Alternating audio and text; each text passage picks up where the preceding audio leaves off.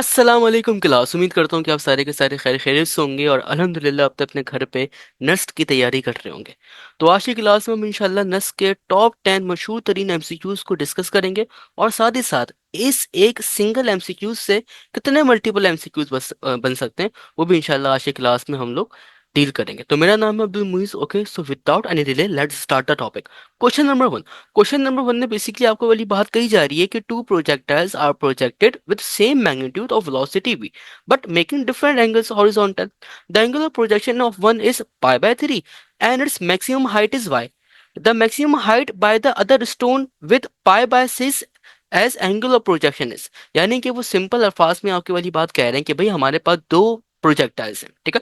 Projectile से क्या मुराद है कि हमारे पास मिसाल के तौर पे एक बॉल है, ठीक है, और ये हमारे पास जो है वो रोनाल्डो खड़ा हुआ है, ठीक है।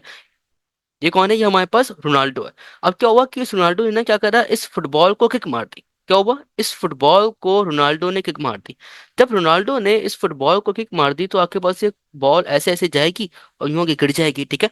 जो आपके पास ये जो बॉल है ना, ठीक है, ये जो बेसिकली आपके पास जो हॉरिजॉन्टल के साथ एंगल बना रही है ना मेरा बेटा, ये उसने आपको गिवन किया हुआ है। उसने आपको कितना गिवन किया हुआ है? ये रहा उसने जो आपको गिवन करा हुआ है, दैट इज ये the angle of projection is pi by 3। यानी कि इसका जो एंगल है, जो रोनाल्डो ने किक मारी है, ओके, वो कितना एंगल है? वो है बेसिकली आपके पास पाई बाय 3। और जो मैक्सिमम हाइट जो अटेन कर रही है ना बॉडी रोनाल्डो के केस में, वो कितनी कर रही है? वो मेरा बेटा कर रही है, दैट इज वाई, ठीक है। अब वो कह रहा है कि भाई हम मैंने रोनाल्डो को हटाया, रोनाल्डो को हटा के मैं जो हूँ मैं खुद आ गया, यानी कि मुइज आ गया, ठीक है। कौन आ गया? मुइज आ गया। अब भी मुइज ने इस बॉल को किक करा। अब जब मुइज ने इस बॉल को किक किया, ठीक है, तो नतीजे में क्या हुआ? नतीजे में कुछ जाके ये हुआ कि जो बॉल थी ये ऐसे गई और यूं आ गई, ठीक है। तो और जब मुइज ने इस बॉल को किक किया तो इस बॉल का जो एंगल बन रहा था वो कितना था? वो रही है पाई बाय 6।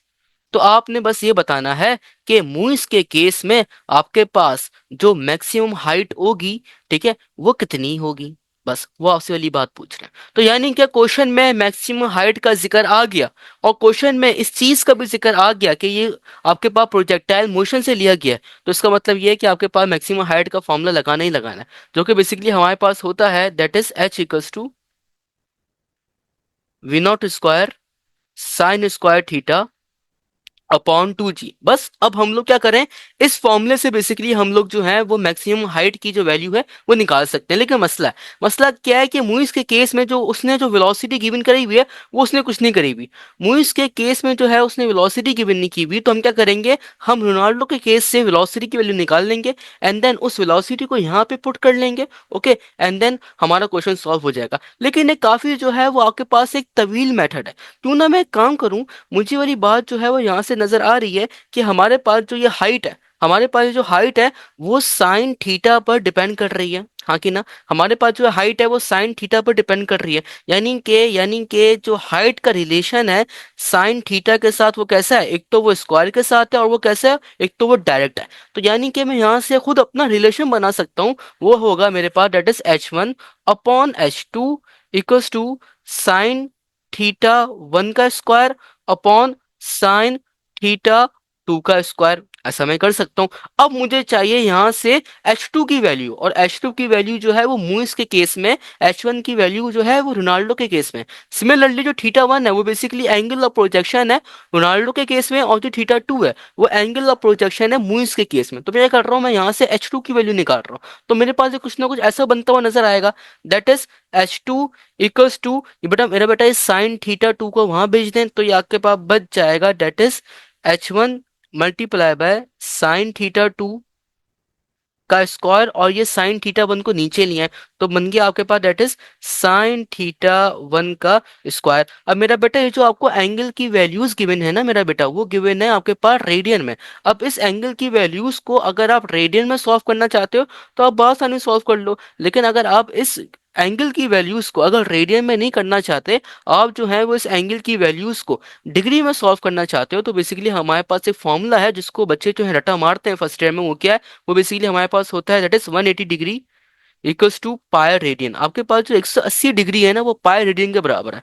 तो आपके पास एक रेडियन कितने डिग्री के बराबर है? तो ये आपके पास आ गया that is 1 radian equals to 180 degree upon pi, यानी कि एक रेडियन आपके पास इतने 180 डिग्री अपॉन पाए के बराबर है। ओके, तो मैं आपसे पूछूं कि मेरे पास जो, मुझे बताओ कि पाए बाय 3 रेडियन किसके बराबर होगा, तो आपके पास ये बन गया pi by 3 radian equals to 180 degree upon pi multiply by pi upon 3। अब मेरा बेटा ये जो मेरा पाई है और ये वाला पाई ये आपस में कट जाएंगे, और 3 वन जा 3 और 3 5 जा 15 और 3 6 जा 18। तो यानी कि आपके पास जो पाई बाय 3 रेडियन है मेरा बेटा, वो किसके बराबर आ रहा है, वो आपके पास बराबर आ रहा है 60 डिग्री के। सिमिलरली अब मैं ये वाली बात पता लगाना चाहता हूँ कि मेरे पास पाई बाय 6 रेडियन कितने डिग्री के बराबर है। तो ये आपके पास आ गया, that is pi by 6 radian equals to 180 degree multiply by pi by 6। Okay, upon pi.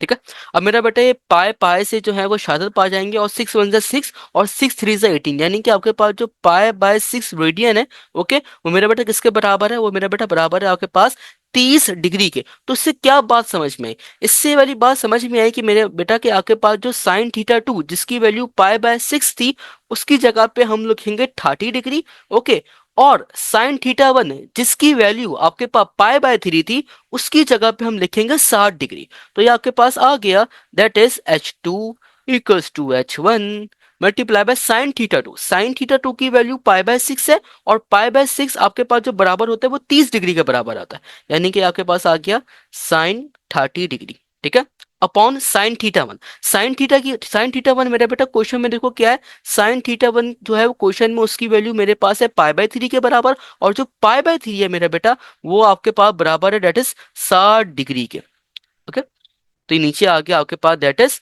Sign 60 degree, और मेरा बेटा इसका स्क्वायर भी लेना है। ठीक है, अब मेरा बेटा आपके पास जो साइन थीटा होता है ना, साइन थीटा सॉरी साइन 30 जो आपके पास होता है ना, वो बराबर होता है दैट इज 1/2 के, ऐसा ही है। और आपके पास जो साइन 60 होता है ना, आपके पास साइन 60 बराबर होता है √3/2 के। तो यानी कि ये आपके पास आ गया दैट इज 1/2, फिर आ गया √3/2 का होल स्क्वायर। ठीक है, अब मेरा बेटा यहाँ पे स्क्वायरिंग अप्लाई कर लें और यहाँ पे रेसिप्रोकल कर लें, तो ये आपके पास बन जाएगा that is H2 equals to H1 multiply by 1/2 multiply by 2। और मेरा बेटा जो ये आपके पास जो ये √3/2 है ना मेरा बेटा, ये जो है वो आपके पास ऊपर चले जाएगा और ये रेसिप्रोकल हो जाएगा, तो आपके पास बन जाएगा 2/√3। ओके, तो ये आ गया आपके पास डेट इज 2/√3 का स्क्वायर। अब ये टू टू जो है दोबारा मर जाएंगे, और आपके पास बच गया that is H2 equals to H1 multiply by 1/√3 का स्क्वायर। अब मेरा बेटा जो आपके पास स्क्वायर है, जब वो अंडर रूट के ऊपर अप्लाई होगा तो स्क्वायर से रूट की कहावत जो है वो आपने बचपन में सुनी होगी, वही हो जाएगा। ठीक है, तो ये क्या बन गया that is H2 equals to H1/3, यानी कि आपके पास मूइस के केस में जो आपके पास हाइट होगी, वो रोनाल्डो के केस में अगर हम 3 को डिवाइड करते हैं उस हाइट से, तो वो इतनी हो जाएगी मूइस के केस में। ठीक है, यानी कि मूइस के केस में जो हाइट है वो आपके पास क्या हो जाएगी, वो आपके पास छोटी हो जाएगी। ठीक है, तो इसका आंसर क्या है, y/2 y/3 और y/3 रहा मेरा बेटा, ये रहा इसका आंसर। ठीक है, एक और मशहूर तरीन एमसीक्यू से चैट आपके पास 76 डिग्री जो होता है ना बेटा, एनईडी के अंदर बहुत क्वेश्चन आते हैं रेंज के। ठीक है, प्रोजेक्टाइल के आपके पास जो 76 डिग्री होता है ना मेरे बेटा, इसके ऊपर आपके पास जो हॉरिजॉन्टल रेंज है, ठीक है, वो क्या है, आपके पास जो हॉरिजॉन्टल रेंज है वो बॉडी की मैक्सिमम हाइट के क्या होती है मेरा बेटा, बराबर हो जाती है। 76 डिग्री आपके पास वो एंगल होता है जिसके ऊपर आपके पास हॉरिजॉन्टल रेंज मैक्सिमम हाइट के ऊपर बराबर होती है। एक और भी हमारे पास रिलेशन होता है टाइम का और हाइट का, सोच रहा हूँ बता दूं अगली वीडियो में, इंशाल्लाह मैं आपको बता दूंगा कि आपके पास टाइम और हाइट का जो रिलेशन होता है वो कैसा होता है, और एग्जामिनर आपसे क्या पूछता है। ठीक है, अगर अभी बता दिया तो लेंदी हो जाएगा थोड़ा मामला। ओके, अब अगर question number 2, Muiz and Noor, Muiz मैं हूँ, नूर जो है मेरा दोस्त है, Muiz and Noor are playing with two different balls of masses m and 2m respectively. If Muiz throw his ball vertically upward and Noor at an angle of alpha, both of them stay in our view for the same period. The height attained by the two balls are in the ratio of, यानी कि वो आपसे कह रहा है कि भाई एक मुइज है, ठीक है, और एक नूर है। ठीक है, ये रहा मुइज और ये रहा नूर। अब मुइस ने क्या किया, मुइस के हाथ में जो बॉल थी, मुइस ने अपनी बॉल ऐसी वर्टिकली अपवर्ड उछाल दी, यानी कि हवा में उछाल दी। और किस एंगल से उछाली, उसने जो बॉल उछाली वो उछाली 90 डिग्री के एंगल से। नूर बड़ा चालाक था। नूर ने क्या किया, नूर ने कहा अच्छा तो मुझे मुइस से जीतना है, मुझे जो है वो हाइट ज्यादा चाहिए। तो नूर ने क्या किया, नूर ने ना कुछ एंगल के साथ जो है वो अपनी बॉल को उछाली, यानी कि ऐसे। ये ठीक है। अब बेसिकली हमारे पास सिनेरियो ये होता है, वो आपसे पूछ रहा है कि भाई मुझे बताओ कि जो मुइस ने जो बॉल को उछाला उसकी हाइट कितनी थी, और जो नूर ने बॉल को उछाला एट सम एंगल, उन दोनों का रेशो की मुझे बताओ वैल्यू क्या होगी। ठीक है। अब देखो मेरा बेटा, वो आपसे H1/H2 की वैल्यू पूछ रहा है। ठीक है, पहली बात। दूसरी बात ये कि अगर यहाँ पे दो केसेस बना लूं तो ये मेरे लिए ज्यादा आइडेंटिफाई करना आसान हो जाएगा। तो यानी कि मैं बना दूं फॉर मुइस। ठीक है। अब भाई क्या है सिनेरियो, सिनेरियो ये कि मेरे हाथ में बॉल थी, मैंने उसको ऊपर उछाल दिया 90 डिग्री के साथ। तो मुझे पता है कि जब मैंने अपने हाथ में जो मेरे पास बॉल थी, जब मैं उसको ऊपर उछालूंगा 90 डिग्री के साथ, तो वो कुछ ना कुछ जो है वो टाइम तो कवर करेगी ना, एट सम मैक्सिमम हाइट तक पहुंचने के लिए। वो कितना टाइम कवर करेगी, तो उसके लिए हमारे पास फॉर्मूला है, that is T = 2 V0 sine theta upon G. ये फॉर्मूला है।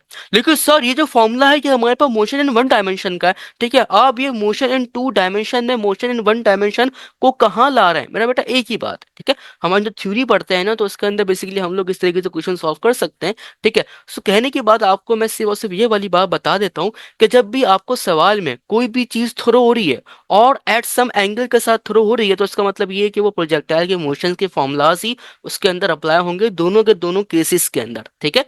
तो एक बात को अच्छी तरीके से याद कर लीजिए। ठीक है, तो फिर जिंदगी में कभी मुश्किल नहीं होगी। ठीक है। अब मैं चाहता कि मुझे पता है कि ये दूसरे तरीके से भी सॉल्व हो सकता था, फिर आप कितने अलग अलग अलग अलग मैटर याद करोगे। ठीक है।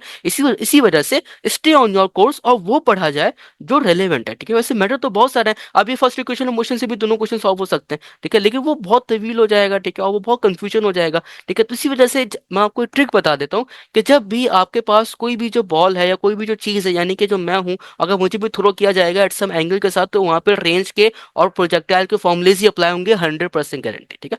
अब क्या, अब देखो बेसिकली मुइज ने क्या किया, मुइज ने जो बॉल को उछाला वर्टिकली अपवर्ड उछाला, यानी कि मुइज ने जो बॉल को उछाला वो 90 डिग्री के साथ उछाला। ठीक है, तो थीटा कितना हो गया, थीटा हो गया 90। अब साइन 90 कितना होता है मेरा बेटा, आपके पास जो साइन 90 होता है ना मेरा बेटा, वो 1 होता है। तो यानी कि जो मुइज ने बॉल को उछाला, तो मुइज की बॉल को कितना टाइम लगा मैक्सिमम हाइट तक पहुंचने के लिए, इतना टाइम लगा, that is T = 2 V0 upon G. ठीक है, उसको मैं V01 कह देता हूँ अपनी आसानी के लिए। ठीक है। अब जब मुइज ने अपनी बॉल को छाला और उसको कुछ ना कुछ टाइम लगा मैक्सिमम हाइट तक पहुंचने के लिए, अब यहाँ पे सवाल ये होता है कि मुइज की बॉल जो है वो कितनी मैक्सिमम हाइट को रीच करेगी। तो ये आपके पास आ जाएगा, एक और रेंज का फॉर्मूला आपके पास मैक्सिमम हाइट का होता है, वो होता है आपके पास, that is H = V0 square sine square theta upon 2G। ये होता है मेरा बेटा। अब आपके पास जो साइन स्क्वायर थीटा है ना, ठीक है, ये छोड़ दो। अब आपके पास जो थीटा है ना वो कितना है, 90 है। साइन 90 कितना होता है, 1 होता है। 1 का स्क्वायर कितना होता है, 1 ही होगा। तो यानी कि मुइज की जो बॉल है वो कितना ऊपर जाएगी, इतना ऊपर जाएगी, that is H = V0 square upon 2G। Muiz की जो बॉल है मेरा बेटा वो इतना ऊपर जाएगी। ठीक है। अब मेरे पास आ गया नूर का केस। अब देखो नूर का केस क्या है, फॉर नूर। नूर बड़ा चालाक है। नूर ने क्या किया, नूर ने बेसिकली ये वाली बात कही कि नूर ने जो मेरे पास बॉल को उछाला ना, वो वर्टिकली अपवर्ड नहीं उछाला। नूर ने जो बॉल को उछाला वो कुछ ना कुछ एंगल के साथ उछाला। ठीक है। और उसका जो एंगल था वो विद रिस्पेक्ट टू हॉरिजॉन्टल बन रहा है, ये वाली बात हम जानते हैं। ठीक है, उसका जो एंगल था वो विद रिस्पेक्ट टू हॉरिजॉन्टल बन रहा है। ठीक है। अब नूर की जो बॉल है सिमिलरली वो भी कुछ ना कुछ टाइम जो है वो ऑक्यूपाई करेगी, और नूर की जो बॉल है वो भी कुछ ना कुछ जो हाइट है वो भी ऑक्यूपाई करेगी। तो सेम केस पर नूर की बॉल के ऊपर भी ये टाइम और हाइट के फॉर्मुलाज अप्लाई होंगे। तो यानी कि ये आपके पास बन जाएगा, that is T = 2 V0 sine 90 - theta upon G. अब मेरा बेटा ये जो मैंने 90 - थीटा लिखा है ना, इसको समझो, ये मैंने 90 - थीटा क्यों लिखा। अब देखो मिसाल के तौर पे, अब जो मैं ब्लैक कलर बनाऊंगा, ठीक है, अगर मैं ब्लैक कलर बनाऊंगा तो बेसिकली हमारे पास जो होगा वो मुइस की बॉल होगी। ठीक है। और जो मैं आपके पास रेड कलर बनाऊंगा, ठीक है, वो आपके पास होगी नूर की बॉल। ठीक है। अब मैंने बना दिया है ब्लैक कलर ऊपर, यानी कि मुइस की बॉल ने जो एंगल बनाया वो कितना बनाया मेरा बेटा, वो एंगल बनाया आपके पास 90 डिग्री। अब 90 डिग्री जो मुइस की बॉल ने एंगल बनाया है ना, वो कुछ ना कुछ जो है मेरा बेटा विद रिस्पेक्ट टू हॉरिजॉन्टल बना होगा ना, यानी कि ये रहा। ठीक है, इसको मैं कह रहा हूँ एक्स। अब जो नूर है, जो मेरे पास नूर की बॉल है, उसने भी कुछ ना कुछ जो एंगल बनाया है। अब उसने जो कुछ ना कुछ एंगल बनाया है ना, वो भी ना किसी के साथ हॉरिजॉन्टल के साथ बनाया होगा। ठीक है, तो रेड कलर की जो लाइन है वो नूर के एंगल को रिप्रेजेंट कर रही है, यानी कि ऐसे। ठीक है, अब नूर का एंगल ये रहा थीटा। अब मुझे थीटा की वैल्यू चाहिए। अब मैं इस थीटा की वैल्यू जो है वो कैसे फाइंड आउट कर सकता हूँ? इस थीटा की वैल्यू को मैं इस तरीके से फाइंड आउट कर सकता हूँ कि मेरे पास जो ब्लैक कलर और मेरे पास जो ब्लू कलर है, इन दोनों के दरमियान का जो एंगल है वो कितना है, वो है 90। ठीक है, अब मैं क्या करूं, अब मैं छोटा सा काम ये वाली बात कर लूं कि मेरे पास जो एंगल बन रहा है ना यहाँ पे, वो बन रहा है अल्फा, ये वाला एंगल। और एंगल जो है वो हम लोग मेरा बेटा हमेशा जो है वो हॉरिजॉन्टल मेजर करते हैं। ठीक है, अब क्या है कि मेरे पास देखो, ब्लैक कलर और ब्लू कलर, इन दोनों के दरमियान का जो एंगल है मेरा बेटा वो कितना है, वो है मेरा बेटा 90 डिग्री। ठीक है, अब अगर मुझे रेड कलर का जो एंगल है वो चाहिए, तो मैं क्या करूंगा, मैं 90 डिग्री में से अगर अल्फा को, जो कि मैंने थीटा लिख दिया गलती से, अगर मैं 90 डिग्री में से अगर मैं इस अल्फा को माइनस कर दूंगा, ठीक है, तो मेरे पास जो है मेरा बेटा ये जो ये वाला रेड कलर का जो एंगल है वो आ जाएगा। ठीक है, हाँ कि ना? जैसे कि आप लेंथ को करते हो, ठीक है, तो सिमिलरली मैं इसको कर रहा हूँ। ठीक है, मैं क्या कर रहा हूँ, मैं ये कर रहा हूँ कि भाई ब्लैक कलर और ब्लू कलर, इन दोनों के दरमियान का एंगल 90 डिग्री है। ठीक है, और ब्लैक कलर और जो ग्रीन कलर का जो अल्फा है, ठीक है, मतलब कि जो ग्रीन कलर मैंने बनाया हुआ रेड कलर के साथ, जो बेसिकली ब्लैक कलर और ग्रीन, ब्लैक कलर और रेड कलर का बेसिकली जो एंगल है वो है मेरे पास अल्फा। ठीक है, अब मैं वाली बात जानना चाहता हूँ कि मेरे पास जो है वो रेड कलर और ब्लू कलर का एंगल कितना होगा। तो मेरे भाई मैं क्या करूँ कि मैं बड़े एंगल में से छोटे एंगल को माइनस कर लूंगा, तो मेरे पास जो है वो इसका एंगल आ जाएगा। ठीक है, तो मैंने वही किया। अब आपके पास ना ट्रिग्नोमेट्रिक फॉर्मूलाज होते हैं जो कि आपने ज्योमेट्री के अंदर पढ़े होंगे, वो कौन से होते हैं? वो बेसिकली मेरा बेटा आपके पास होते हैं साइन का, कॉस का। साइन में और कॉस में फर्क बताऊं क्या होता है? कुछ भी नहीं होता। साइन और कॉस में फर्क ये होता है 90 डिग्री का, और इसी 90 डिग्री को हम लोग फेस एंगल कह रहे होते हैं। ठीक है, साइन में अगर आप क्या करो 90 माइनस कर दोगे, ठीक है, तो आप कॉस में चले जाते हैं। ठीक है, तो साइन में और कॉस में जो फंक्शन होता है ना, वो 90 डिग्री का ही होता है। ठीक है, तो यानी कि जो साइन 90 माइनस अल्फा, यानी कि साइन 90 माइनस थीटा, जो कहना कहो, इसका जो बेसिकली मेरे पास जो वैल्यू होगी ना साइन 90 माइनस अल्फा की, मेरा बेटा वही आपके पास बराबर होगी कॉस थीटा के। ओके, तो बस अब साइन 90 माइनस अल्फा की जगह पे मैं लिख दूंगा यहाँ पे कॉस थीटा। तो यहाँ क्या बन जाएगा, that is T equals to 2 v not cos of theta upon G. ठीक है, ओके। ओके, अब यहाँ पे मैं टू लिख देता हूँ। ठीक है, अब मैं टू इस वजह से लिख रहा हूँ क्योंकि मैं उसको देख रहा था, मैंने कहा शायद मैंने वहाँ पे विनोट नहीं लिखा, लेकिन मैंने विनोट वन लिखा हुआ है, तो मैं यहाँ पे विनोट टू लिखूंगा क्योंकि नूर के टाइम की बात हो रही है। अब सिमिलरली मेरे पास जो नूर है, ठीक है, उसका भी मेरे पास कुछ ना कुछ हाइट आएगा। ठीक है, तो नूर की जो हाइट है मेरा बेटा वो यहाँ से निकलेगी, that is H equals to, same same formula, H equals to V not square sine, sine theta नहीं, साइन 90 माइनस अल्फा का स्क्वायर अपॉन 2g। ठीक है, और साइन में और कॉस में एक ही चीज का फर्क है, वो ये है 90 डिग्री का। ठीक है, साइन और कॉस में से सिर्फ एक ही चीज का फर्क है, वो है 90 डिग्री का। ठीक है, तो साइन 90 माइनस अल्फा किसके बराबर होगा, वो बराबर होगा आपके पास कॉस के। तो ये आपके पास बन जाएगा that is H equals to V not square cos square theta upon 2g। ठीक है, यही हाइट मुझे जो है बेसिकली मालूम करनी है, यानी कि मेरे पास आ गया, ये मेरे पास आ गई मेरी हाइट, और ये मेरे पास आ गई नूर की हाइट। ठीक है, अब यहाँ पे मेरे पास ना कुछ जो है वो रिलेशंस आ रहे हैं, डेट इज वी नॉट मेरे पास आ रहा है जो कि कट भी जाएगा खैर, और मेरे पास जो है वो कॉस स्क्वायर का भी फंक्शन आ रहा है। ठीक है, अब मैं क्या कर रहा हूँ, अब मैं जो हूँ वो सिमिलरली बात ये वाली बात कर रहा हूँ कि अगर आपको मैं यहाँ पे कहाँ गई मेरे पास की इक्वेशन, ये रही। अब मैं क्या करूँ, मैं बेसिकली जो है वो यहाँ पे आपको टाइम की वैल्यूज, क्योंकि आपका जो एग्जामिनर है वो पता चला गया। आपका एग्जामिनर क्या कर रहा है, आपका एग्जामिनर जो है वो आपका पहले बात खेल खेल रहा है कि वो टाइम की जो वैल्यूज है ना, वो बेसिकली क्या कह रहा है, वो उनको सेम नाम दे रहा है। Both of them stay in our view of the same period, यानी कि दोनों के दोनों जो टाइम की वैल्यूज है ना, उनको वो क्या नाम दे रहा है, उनको वो नाम दे रहा है आपके पास, अल्लाह भला करे, उसका सेम टाइम का। ठीक है, तो मैं काम करता हूँ किसी तरीके से ना, मैं कॉस स्क्वायर थीटा की जो वैल्यू है मैं उसको अलग कर लेता हूँ। ओके, तो मैं सोच ही रहा था कि मैं आपको कौन सा वाला मैटर करवाऊं। तो देखो, हमारे पास जो मैथमेटिक्स होती है ना, बेसिकली वो बड़ी काम की होती है। जब आपके पास जो मैथमेटिक्स है या फिर जो मैथ्स अगर आप सॉल्व करते हो, अगर वो थोड़ी कॉम्प्लेक्स हो रही होती है ना, तो आपने वहीं पर स्टॉप होना है और सोचना है कि यहाँ पे कुछ ट्रिक हो सकती है जो कि मैं अप्लाई कर सकता हूँ। मेरे पास क्वेश्चन को सॉल्व कराने के बहुत सारे मेथड है। मैं टी को इक्वेट कर लूँ, यहाँ से जो है मैं वैल्यू निकाल लूँ, फिर मैं यहाँ सब्स्टिट्यूट करूँ, and then blah blah blah blah and so on, चलता रहे, ठीक है। अब क्योंकि वो मुझसे क्या पूछ रहा है, क्योंकि जो है वो मुझसे वाली बात पूछ रहा है, the height attain by the two balls are in the ratio, यानी कि अगर दो बॉल जो हाइट अटेन कर रही है उनका रेशियो बताओ, यानी कि H1/H2 की वैल्यू बताओ। तो मैं क्या करूं, मैं जो मेरे पास जो H1 की वैल्यू उसको मैं इक्वेशन 1 का नाम दे दूं, और मेरे पास जो H2 की वैल्यू आई इसको भी मैं इक्वेशन नंबर 2 का नाम दे दूं, तो मैं H1 की वैल्यू को H2 की वैल्यू से डिवाइड करा दूं। तो आपके पास बन गया H1/H2 equals to V not square 1/2g/V0 square 2 cos square theta upon 2g।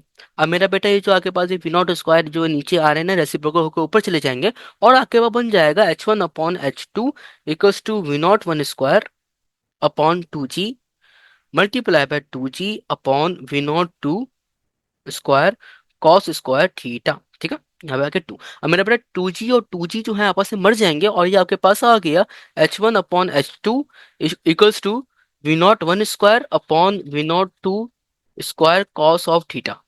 अब मेरा बेटा सिलसिला बताऊं क्या है? सिलसिला हमारे पास ये है कि उसने आपको क्या दिया हुआ है, उसने आपको एक और वैल्यू गिवन की हुई है, that is both of them stay in our view for the same time period, यानी कि दोनों टाइम पीरियड की जो वैल्यूज है वो भी सेम है, ठीक है। यानी कि इस एक टाइम पीरियड की, ये जो नीला वाला डब्बा आ रहा है अभी, इस एक टाइम पीरियड की और इस एक टाइम पीरियड की जो हमारे पास वैल्यूज आ रही है मेरा बेटा, कैसी आ रही है, वो भी आपके पास सेम आ रही है। यानी कि इन दोनों वैल्यूज को आप क्या करो, इन दोनों वैल्यूज को आप कर लो कंपेयर। तो ये आपके पास आ गया 2V0 1 upon g equals to 2V0 2 cos of theta upon G. अब मेरा बेटा 2 2 से मर जाएगा, जी से मर जाएगा, और आपके पास जो फाइनल एक्सप्रेशन आएगी वो आएगी, that is V0 1 equals to V0 2 cos of theta. अब मेरा बेटा आपके पास जो V0 1 है ना, इसी की तो हमें रिक्वायरमेंट थी। ये जो V0 1 था, इसी की हमें रिक्वायरमेंट है। वो क्या है, V0 1 आपके पास किसके बराबर आ रहा है, V0 1 आपके पास जो बराबर आ रहा है वो आ रहा है V0 2 कॉस थीटा के।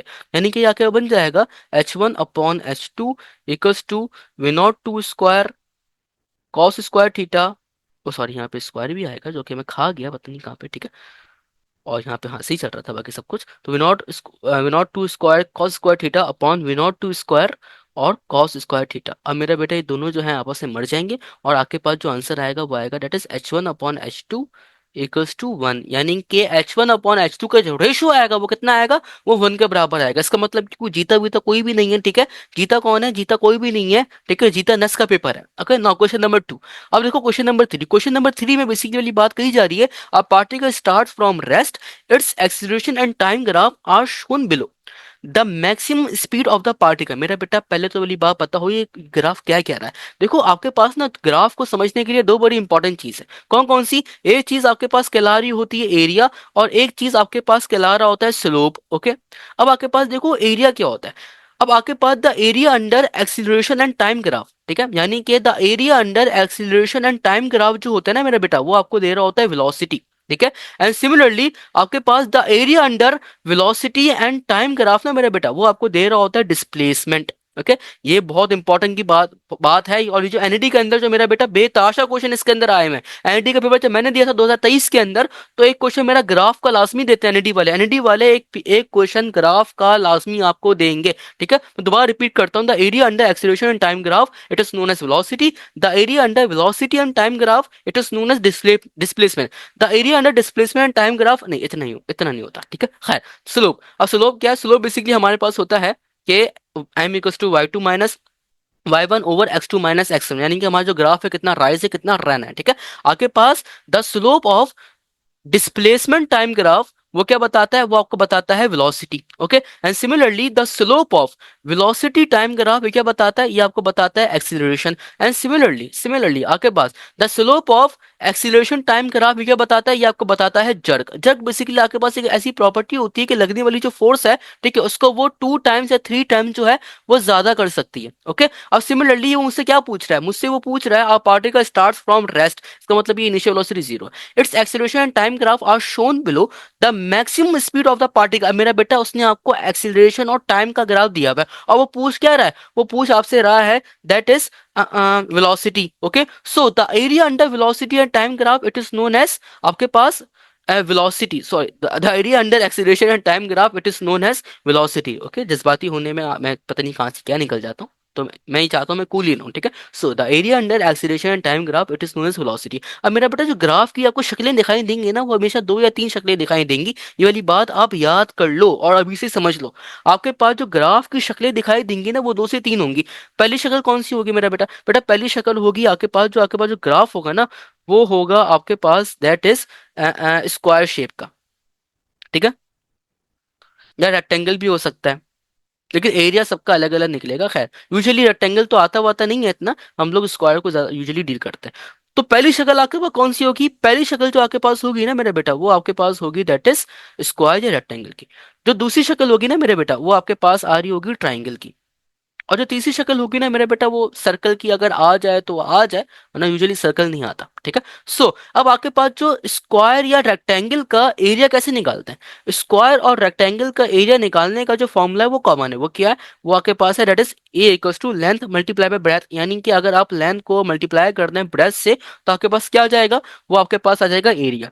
सिमिलरली आपके पास जो ट्राइंगल का एरिया है ना मेरा मेरा बेटा, जो ट्राइंगल का एरिया है ना, पहले मैं भी नहीं समझता था मैं जिंदगी में इसका काम क्या करूंगा, लेकिन जब ब्रिजेस वगैरह बनते हैं ना, तो आप ये वाली बात नोट करते होंगे कि आपके पास ब्रिजेस में ना क्या होता है कि आपके पास ना जो मेंबर्स होते हैं ना, मतलब कि लोहे वगैरह जो रस्सियां वगैरह वो लोग बांधते हैं ना, वो बेसिकली बांधते हैं ट्राइंगल।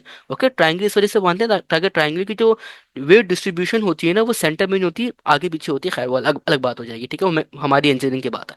तो आपके पास क्या सिनेरियो होता है, आपके पास जो ट्राइंगल का जो फॉर्मूला होता है एरिया का, वो क्या होता है, वो आपके पास होता है that is A equals to half length multiply by breath.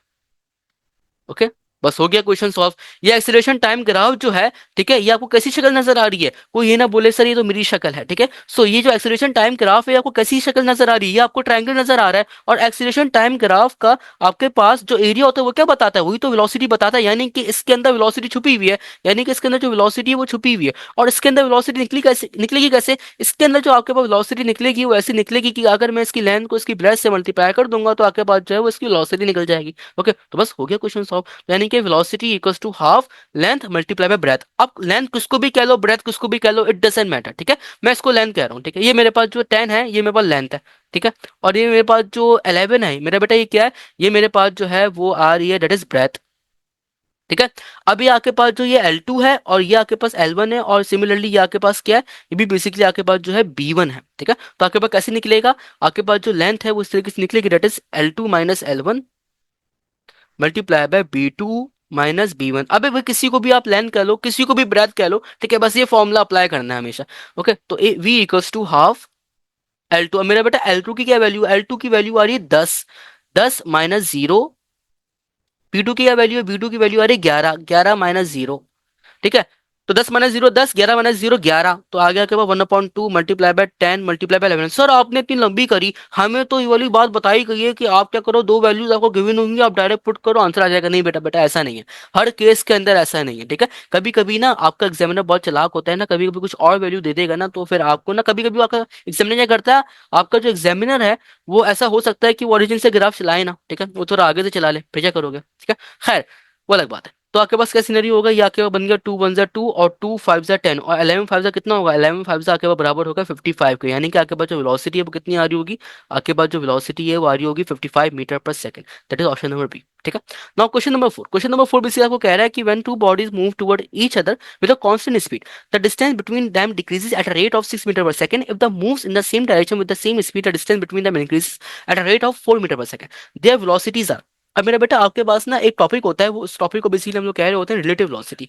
क्या कह रहे होते हैं, उस टॉपिक को हम लोग कह रहे होते हैं रिलेटिव वेलोसिटी। अभी रिलेटिव वेलोसिटी क्या भला है, देखो रिलेटिव वेलोसिटी हमारे पास ना ये होता है कि अगर हमारे पास टू बॉडीज हैं और टू बॉडीज आपस में अप्रोच कर रही हैं, ओके, तो दोनों बॉडीज के रिस्पेक्ट से ना, ठीक है, एक बॉडी जो होगी वो बोलेगी कि भाई दूसरी बॉडी मेरी तरफ आ रही है, और जो दूसरी बॉडी होगी वो बोलेगी कि भाई मैं उसकी तरफ जा रही हूँ, ठीक है। तो ये बेसिकली आपका रिलेटिव वेलोसिटी है।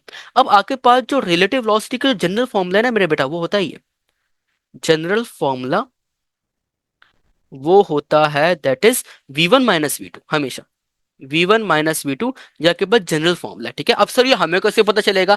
जब आप जो एक डेरिवेशन होती है जो कि छुड़वा दी जाती है इंटर के अंदर, उसको हम लोग बोलते हैं elastic collision in two dimension या इलास्टिक कोलिजन वन डायमेंशन। ठीक है, तो हम वन डायमेंशन में जब हम लोग पढ़ते हैं ना, तो बेसिकली हम ये फॉर्मूला अप्लाई करते हैं, इसको हम लोग कहते हैं न्यूटन लॉ ऑफ इम्पैक्ट। खैर वो अलग बात है। तो V1 minus V2 equals to x. ठीक है, एक्स कुछ ना कुछ वैल्यू होगी हमारे पास। ठीक है, जिस तरीके से यहाँ पे 6 है ना मीटर पर सेकंड, तो यहाँ पे भी कुछ ना कुछ है।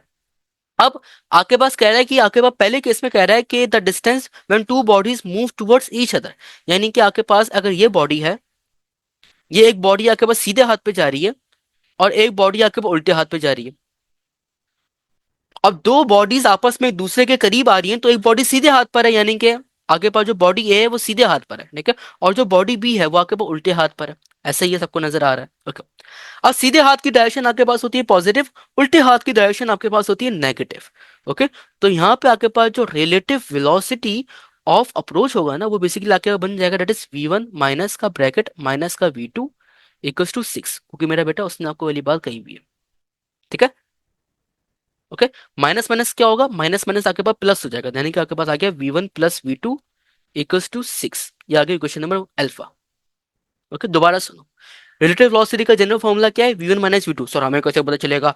टू बॉडीज आपस में जब वो होंगी ना, मिलेंगी आपस में, जब जब मिलेंगी या दूर जाएंगी और जब वेलोसिटीज गिवन होंगी, तो ये फॉर्मूला अप्लाई करना होता है हमेशा। ठीक है, पहली बात हो गई। दूसरी बात क्या थी? दूसरी बात जो थी वो आपके पास ये थी कि जो सीधे हाथ पे डायरेक्शन होती है पॉजिटिव है, जो उल्टे हाथ पे डायरेक्शन है वो क्या है मेरा बेटा? वो है नेगेटिव। तो आपके पास बॉडी ए की वेलोसिटी मिसाल के तौर पर सीधे हाथ पर है, तो बॉडी बी की वेलोसिटी आपके पास उल्टे हाथ पे होगी, जब भी तो उनके दरमियान का जो डिस्टेंस है वो कम हो रहा होगा। ठीक है, तो जब बॉडी भी उल्टे हाथ पे थी, तो उल्टे हाथ पे जो डायरेक्शन होती है वो नेगेटिव होती है, जब भी मैंने वहां पे माइनस का V2 लिखा है। ओके ओके, अब इतनी बात क्लियर। अब आगे वाले पार्ट में कह रहा है कि if the move in the same direction with the same speed, the distance between them increases at a rate of 4 metre पर सेकंड। तो यानी कि आपके पास अब जनरल फॉर्मूला ही अप्लाई करोगे, वो क्या होगा? वो आपके पास होगा, that is V1 minus V2 equals to 4। अब मेरा बेटा यहाँ पे ना आप एक शॉर्ट ट्रिक भी याद कर सकते हो। वो शॉर्ट ट्रिक क्या है? वो शॉर्ट ट्रिक ये है कि आपके पास जो रिलेटिव वेलोसिटी ऑफ अप्रोच होती है ना, वो बराबर होती है V1 प्लस V2 के, और जो रिलेटिव वेलोसिटी ऑफ सेपरेशन होती है ना, वो बराबर होती है, that is V1 minus V2 के। ठीक है, अब क्वेश्चन नंबर अल्फा आ गया, क्वेश्चन नंबर बीटा आ गई। अब आपको V1 V2 की वैल्यू चाहिए, तो बस जो काम हम लोग फर्स्ट ईयर में किया करते थे आपके पास चैप्टर नंबर 3 में, वही काम यहाँ पे करेंगे। क्या करेंगे? दोनों को ऐड कर लेंगे। जब दोनों को ऐड कर लेंगे तो यानी कि आपके पास ये आ गया एडिंग बोथ इक्वेशंस। जब आप इन दोनों को ऐड कर लोगे तो क्या होगा? आपके पास V2 V2 कट जाएगा। ठीक है, मैं करके बता देता हूँ। V1 minus V2 equals to 4 और V1 plus V2 equals to 6। ठीक है, जब आप दोनों को ऐड करोगे तो V2 V2 मर जाएगा और आपके पास बन जाएगा 2V1 इक्वल्स टू 10। अब V1 कितना आ गया? V1 आपके पास आ गया 5 मीटर पर सेकंड। इस V1 की वेलोसिटी को मेरा बेटा आप इक्वेशन नंबर अल्फा में पुट करोगे ना, इक्वेशन नंबर बीटा में, जो अच्छा लगता है उसके अंदर पुट करोगे ना, तो V2 की जो आपके पास जो वैल्यू आई होगी ना मेरे बेटा, वो आ रही होगी 1 मीटर पर सेकंड। ये आपका होमवर्क है। ठीक है, सो ये रहा आपके पास option number A. Now let's move on question number 5. Question number 5 में बेसिकली आपको केवल बात कह रहा है कि a stone is dropped from a top from a height of a tower H. Simultaneously, another stone is thrown upward from the ground which reaches a height H. The two stones cross each other over a time is. अगर आपने मेरी बात गौर से सुनी है इस question number 4 में, तो इस क्वेश्चन नंबर 4 में और क्वेश्चन नंबर 5 में कोई डिफरेंस है ही नहीं। क्वेश्चन नंबर 4 में भी आपके पास जो टू बॉडीज थी वो आपस में क्या हो रही थी? वो आपस में जो थी वो आपस में मिल रही थी, आपस में एक दूसरे को अप्रोच कर रही थी। क्वेश्चन नंबर 5 में भी आपके पास टू बॉडीज हैं, वो भी आपस में एक दूसरे को अप्रोच कर रही हैं, तो यानी कि रिलेटिव वेलोसिटी यहाँ पे भी अप्लाई होगा। ठीक है, सो अब आपके पास टू केसेस हैं। ठीक है, वो टू केसेस क्या है? अब आके आपने क्या करा? आपने एक स्टोन को ड्रॉप किया फ्रॉम अ हाइट एच, यानी कि केस नंबर 1, क्योंकि दो केस की बात हो रही है और हमको गलती बल्ती ना करना है। ठीक है, तो हम यहाँ पे दो केस जो है वो बना लेते हैं एज कम्पेयर टू, मैं वर्बली बताता हूँ इसको। तो a stone is drop from a tower, height of a tower H. यहाँ पे एक लफ्ज नजर आ गया ड्रॉप। मेरा बेटा ये ड्रॉप और ये रिलीज ना, सबका मतलब एक ही होता है। वो क्या होता है कि इनिशियल वेलोसिटी जीरो है। ठीक है, तो यानी कि आपके पास जो केस नंबर 1 की जो इनिशियल वेलोसिटी है मेरा बेटा क्या है? मेरा बेटा वो है जीरो। देखो साइमल्टेनियसली, साइमल्टेनियसली से मुराद है कि एक साथ। ठीक है, उसी उसी दौरान। Another stone is throne upward from a ground which reads a height 4h। ठीक है, तो आपके पास जो केस नंबर 2 है, केस नंबर 2 में आप क्या कर रहे हो? किसी भी बॉल को थ्रो कर रहे हो एट अ हाइट 4h। ठीक है, लेकिन उसकी वेलोसिटी कुछ ना कुछ है। सर आपको कैसे पता उसकी वेलोसिटी कुछ ना कुछ है? मेरा बेटा थ्रो, थ्रो का मतलब होता है कि वेलोसिटी जो है मेरा बेटा वो नॉन जीरो है, इसका मतलब ये कि कुछ ना कुछ है। ठीक है, खैर अब वो आपसे पूछ रहा है कि मुझे ये बताओ कि आपके पास वो कौन सा टाइम होगा जिस टाइम पे ये दोनों आपस में मीटअप कर लेंगे। ठीक है, आपसे वो टाइम पूछ रहा है। अब ये जो सवाल है ना आपका रिलेटिव वेलोसिटी से सॉल्व होगा कैसे, ये ऐसे होगा v1 माइनस v2।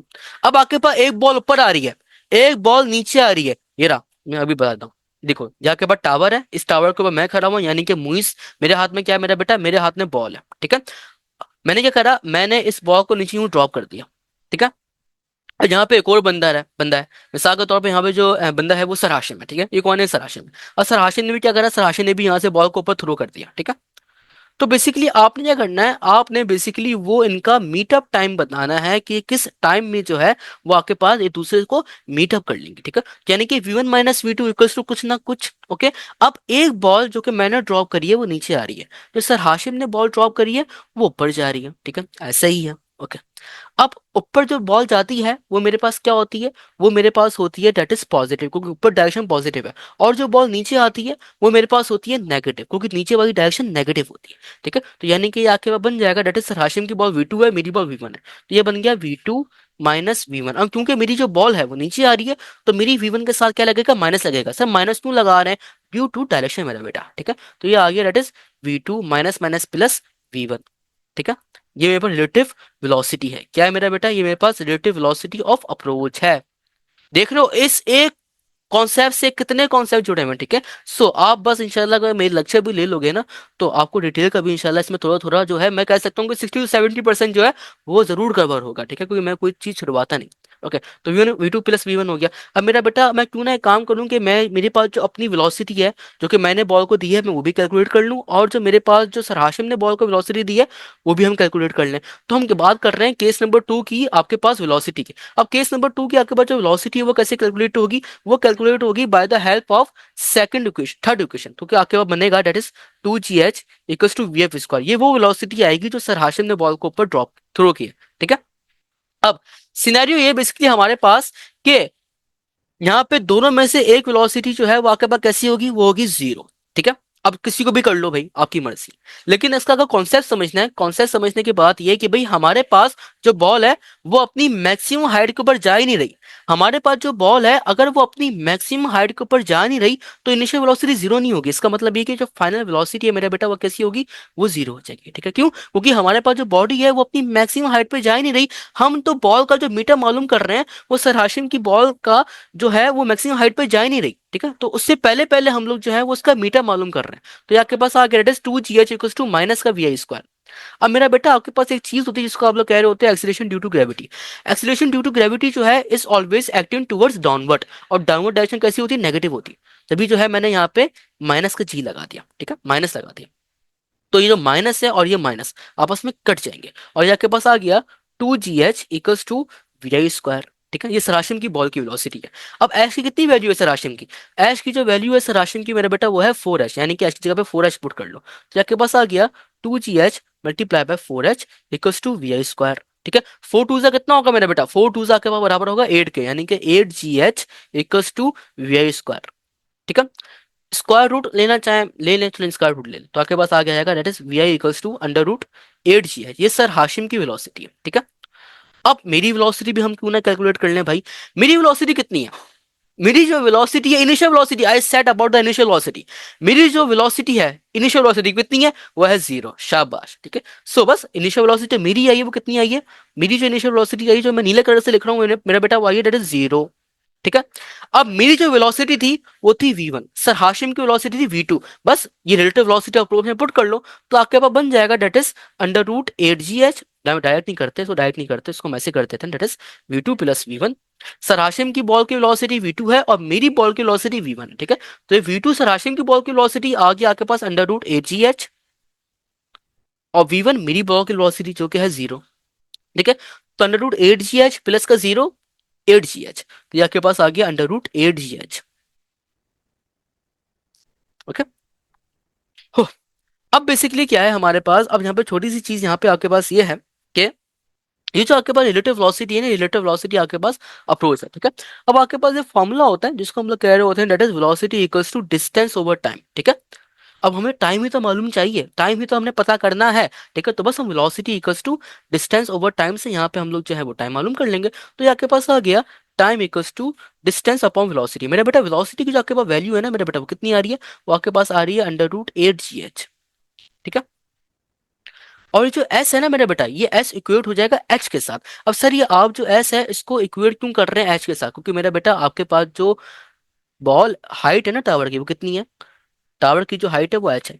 और मेरा बेटा जो सर हाशिम की बॉल जो है ना, वो मेरी बॉल से जो मीटअप करेगी ना, वो एच हाइट के ऊपर ही कवर कवर करेगी, ठीक है, यानी कि मीटअप करेगी। तभी देखो मैंने जो है उनको इक्वल डिस्टेंस के ऊपर बनाया, ठीक है, यानी कि एच। तो एस की जगह पे बेसिकली हम लिखेंगे एच। तो ये आपके पास आ गया एच अपॉन √8 g h। ये आंसर है, ठीक है, सेकंड के अंदर होगा यूजुअली, ये आंसर है। लेकिन ये आंसर उसने आपको दिया ही नहीं है, ठीक है। सो हम क्या करेंगे बेसिकली, एक मैथ्स का थोड़ा सा फॉर्मूला अप्लाई करेंगे जो कि आपके पास बराबर होता है, that is T equals to, अभी आपके पास जो एच है ना, ठीक है, अभी जो आपके पास स्क्वायर रूट है, ये स्क्वायर रूट कुछ ना कुछ जो है एच के ऊपर भी अप्लाई हुआ होगा। अभी स्क्वायर रूट एच के ऊपर कैसे अप्लाई हुआ होगा, ये स्क्वायर रूट यकीनन एच के ऊपर जब अप्लाई हुआ होगा जब एच का भी स्क्वायर हुआ होगा, यानी कि एच स्क्वायर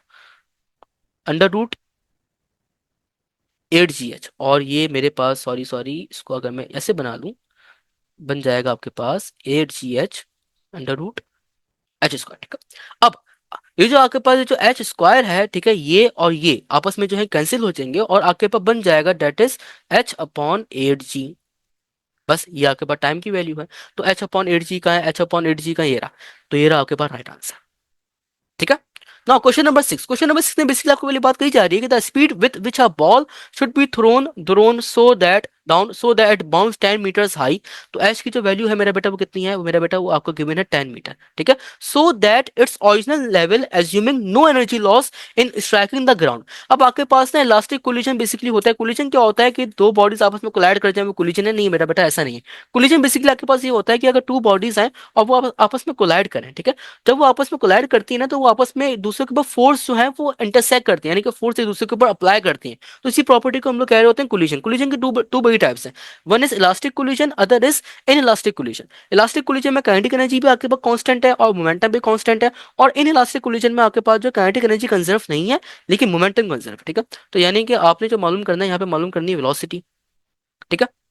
अब आपके पास जो फॉर्मूला है, दो फॉर्मूले, तो K dot equals to half M V square, यहाँ से मालूम कर लें, लेकिन इनकी काइनेटिक एनर्जी नहीं गिवन, मास भी नहीं गिवन। खैर, तो हम third equation of motion apply करेंगे। तो ये आपके पास आ जाएगा दैट इज 2 g। सर आपको ऐसे पता चलता है कि कौन सी इक्वेशन ऑफ मोशन अप्लाई करनी है मेरा बेटा, इसी वजह से, क्योंकि मैं क्या करता हूँ, मैं तीनों इक्वेशन ना अपने दिमाग में याद कर लेता हूँ, ठीक है, बिठा लेता हूँ, जो डाटा के मुताबिक जो है वो अप्लाई कर देता हूँ, ठीक है, सिंपल एज दैट। तो अब आपके पास जो एच है मेरा बेटा वो कितना है, वो मेरा बेटा आपके पास जो आ रहा होगा that is 2 × 10 multiply by H G मेरा बेटा 10 है, ठीक है। अभी वी एफ स्क्वायर माइनस का वी आई स्क्वायर, जिसको अच्छा लगे ना, ठीक है, उसको जीरो कर लो, ठीक है। अगर आप वी एफ को जीरो कर रहे हो ना, तो इसका मतलब ये है कि आप वेक्टर अप्रोच से सॉल्व कर रहे हो, फिर आप यहाँ पे माइनस लगाओ, ठीक है। लेकिन अगर आप वी एफ को जीरो नहीं कर रहे हो तो आप वी आई को जीरो कर लो, जिसको अच्छा लगता है उसको जीरो कर लो, ठीक है। तो ये आपके पास आ जाएगा that is V F square, ठीक है। अभी आपके पास आ गया V F square equals to 2 × 10 × 10, तो यानी कि इसका स्क्वायर रूट मुझे लेना पड़ेगा वी एफ के लिए। तो ये आपके पास आ गया वी एफ इक्वल्स टू √2 × 10 × 10। अभी 10 10 जो है ये आपस में कॉमन निकल के बाहर आएंगे और आपके पास बन गया 2 √2 × 10। अभी जो आपके पास √2 है ना मेरे बेटा, इसकी वैल्यू आपके पास बराबर होती है 1.4 के मल्टीप्लाई बाय 10, और 1.4 मल्टीप्लाई बाय 10 किसके बराबर होगा, वो आपके पास बराबर होगा 10 के। तो यानी कि आपके पास आ गया 10 मीटर पर सेकेंड, ओ सॉरी सॉरी सॉरी 14 मीटर पर सेकेंड, ये रहा, ये रहा आपके पास 14 मीटर पर सेकेंड, इसका right answer. Now question number 7 basically आपके पास है कि our body starting from rest and moving with constant acceleration, our body covers a certain distance in time t, it covers the second half of the distance in time t is। वो आपसे basically पूछ रहे हैं कि अगर मेरे पास ये दो टू पॉइंट्स है, एक ये पॉइंट है और एक पॉइंट है, ठीक है, ये है पॉइंट ए और ये है पॉइंट बी। पॉइंट ए से पॉइंट बी तक जाने के लिए जो डिस्टेंस है वो कितना है, वो है आपके पास एस, और जो टाइम लग रहा है वो है आपके पास टी। मैं क्या करूं कि मैं पॉइंट ए का पॉइंट बी के साथ मिड पॉइंट ले लूं। एक तो वो है x = m1 + m2 divided x1 + y1 जो होता है, तो एक तो वो है, एक तो ये कि आप थियोरेटिकली जो है वो लाइन अप्लाई कर लो। तो आपके पास ये रहा पॉइंट ए, ये रहा पॉइंट बी, ठीक है। इनका जो मिड पॉइंट है वो लाई कर रहा है एट पॉइंट सी। वो आपसे पूछ रहा है कि भाई मेरे पास, मुझे इतना बताओ कि आपके पास जो बॉडी है, ठीक है, अगर वो ए पॉइंट से बी पॉइंट पे जा रही है और उसको जो टाइम लग रहा है मेरा बेटा, वो टाइम लग रहा है टी, ठीक है, मुझे बताओ कि आपके पास जो वो सेकंड हाफ डिस्टेंस है ना, ये जो होगा ना मेरा बेटा, ये फर्स्ट हाफ डिस्टेंस होगा, और ये जो होगा ना मेरे बेटा, ये आपके पास होगा सेकंड हाफ डिस्टेंस, ठीक है। यानी कि वो आपसे पूछ रहा है कि एक बॉडी ए पॉइंट से लेकर बी पॉइंट पे जा रही है, ठीक है, उसको जो टाइम लग रहा है वो लग रहा है एस। मुझे बताओ कि अगर बॉडी जो है वो सी पॉइंट से बी पॉइंट पे जाएगी, तो सिर्फ और सिर्फ उसको कितना टाइम लगेगा, बस वो आपसे पूछ रहा है। अगर मेरा बॉडी सी पॉइंट से बी पॉइंट पे जाएगी तो उसको कितना टाइम लगेगा। अब आपके पास ना छोटा सा ना वो होता है, अगर आपने इसको ऊपर से समझा हुआ है ना, एंगल वाला मैंने उसको ऊपर समझा देता है ये वाला, ठीक है, मैं इसको दोबारा एक्सप्लेन कर देता हूँ अच्छी जुबान में। अब मिसाल के तौर पे आपके पास ना एक बड़ी सी लाइन है, और इस लाइन के आपके पास जो लेंथ है वो है 10 मीटर। अब मैं क्या कर रहा हूँ, मैं ना इस लाइन को हाफ में डिवाइड कर रहा हूँ, ये रही आपके पास। तो ये आपके पास आ गया, ये इनका मिड पॉइंट आ गया, यानी कि 5, यानी कि 5 मीटर इधर है, 5 मीटर इधर है, मिला के कितना बनेगा, 10 मीटर। अब मिसाल के तौर पे आपको ये वाला 5 मीटर नहीं पता, ठीक है, आपको ये वाला 5 मीटर नहीं पता, कैसे मालूम करोगे। भाई आपके पास ये जो पूरी की पूरी लेंथ है, ठीक है, इस पूरी लेंथ को, ठीक है, इस इतनी सी लेंथ के साथ, ठीक है, दोबारा सुनिएगा, इस पर्पल वाली लेंथ लेंथ को इस येलो वाली लेंथ के साथ अगर माइनस कर लोगे ना, तो ये लेंथ आ जाएगी। यानी कि जो लेंथ होगी ना मेरे बेटा, ये बराबर होगी 10 - 5 के, ठीक है, यानी कि 5 मीटर। सिमिलरली मैंने वाला काम यहाँ पे भी करना है, ठीक है। अगर आपके पास ए से लेकर बी पॉइंट तक जाने के लिए जो टाइम लग रहा है वो टी है, ठीक है, और सेकंड हाफ टाइम चाहिए आपको, यानी कि अगर आपको जो है ये वाला टाइम चाहिए, ठीक है, आपको जो है वो ये वाला टाइम चाहिए, तो क्या करो मेरे भाई, आप कुछ भी नहीं करो, कि आपके पास ए पॉइंट से लेकर बी पॉइंट तक जाने में जो टाइम लग रहा है ना, ठीक है, उस पूरे टाइम को जो है ना, ये फर्स्ट हाफ वाले टाइम से माइनस कर दोगे, तो आपके पास सेकंड हाफ टाइम आ जाएगा, बस वही करना है मैंने, ठीक है। तो ये आ गया आपके पास, that is T - T ½ okay. फिर आपके जो आपके पास जो है वो सेकंड हाफ टाइम आ जाएगा। अब आपको जो है वो टीवी निकालना है, आपको जो है वो हाफ टाइम भी निकालना है। कैसे निकालेंगे, अब बॉडी स्टार्ट फ्रॉम रेस्ट, तो यानी कि इनिशियल वेलोसिटी क्या हो गई, इनिशियल वेलोसिटी हो गई मेरे बेटा 0।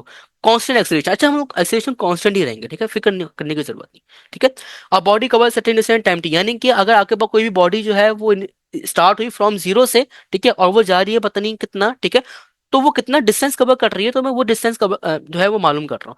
तो ये आगे आपके पास that is S = VIT plus का हाफ इंटू इसका, यहाँ से हम जो है वो हाफ टाइम भी मालूम कर लेंगे, यहाँ से हम जो है वो टोटल डिस्टेंस ही मालूम कर लेंगे, ठीक है। अब वी आई आपके पास 0 है, तो ये आपके पास आ गया S = ½ AT², ठीक है, ये आ गया आपके पास इक्वेशन नंबर 1। अब सिमिलरली क्या है, सिमिलरिटी आपके पास ये है कि अब आपके पास जो कोई भी बॉडी जो सी पॉइंट से बी पॉइंट पर जाएगी, ठीक है, उसको कितना टाइम लगेगा, तो मेरा बेटा उसको जो टाइम लगेगा ना वो लगेगा डेट इज S/2 = ½ T1/2 का स्क्वायर, ठीक है, इतना टाइम लगेगा मेरा बेटा। ये टी के नीचे 1/2 है, मतलब टी के साथ में छोटा सा 1/2 लिखा हुआ है, ठीक है, इसके पूरा नीचे नहीं लिखा हुआ, ठीक है। ये तो बेसिकली आपके पास सिनेरियो, ठीक है। अब क्या सिनेरियो, अब आपके पास जो सिनेरियो ये है कि आपके पास जो एस की वैल्यू है ना मेरा बेटा, इस वाले एस की वैल्यू मेरा बेटा, ये क्वेश्चन नंबर 1 से आप यहाँ पे सब्सिट्यूट कर लो, तो ये आ जाएगा डेट इज आपके पास 1/2 AT² मल्टीप्लाई बाय 1/2 = ½ AT½ ठीक है।